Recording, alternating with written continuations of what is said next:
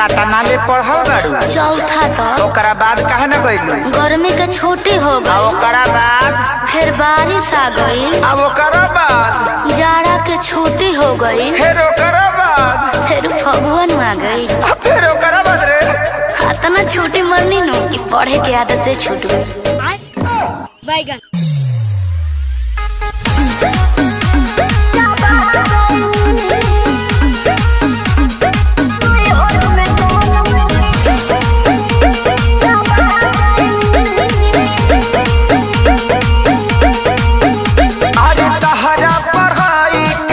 कोनो जोड़ हो बोले लू तो इंग्लिश के तूर दे लू गोड़ हो। मैं तो बताई मैं नहीं हूँ वाईफाई।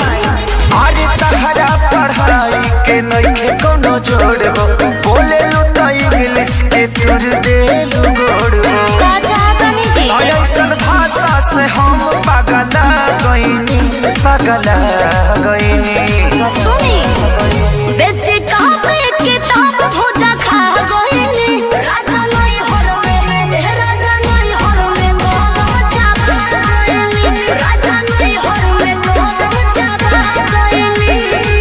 एगो बात बताओ, तहरा संडे मंडे याद बा? हाँ जी। तो सुनाओ तो। Sunday good, Monday very good, कंडे लवंडे ठंडे ठंडे। संतोष पागल बुझले बाड़ू, मारम बहु फेंक देबू।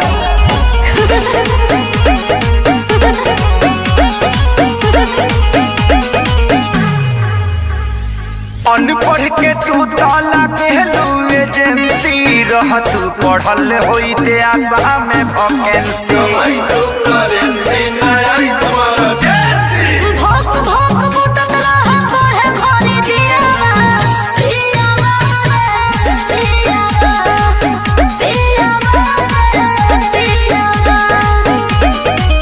तो गलती भइल तो से शादी करके कहा कोइनी ई का कोइनी।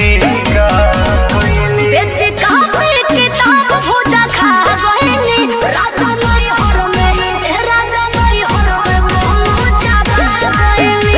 राजा नहीं हर में कोनो चाबा गइनी। बाप रे बाप, लागत है कि अब हम डिप्रेशन में चल जाए। ठीक बा, अकेले जाई? हाँ जाते न तो जाके देखी। हाँ। अब बढ़िया जगह होई नु हाँ। हम आ जाए। आ ओइ जे हनीमून मनावल जी डिप्रेशन में आ घूम घाम के आ चल जाई का? अब ते सफा संतोषवा बना देबे। का भाई कुछ गलती हो गल का? ना ना ना, तू गलती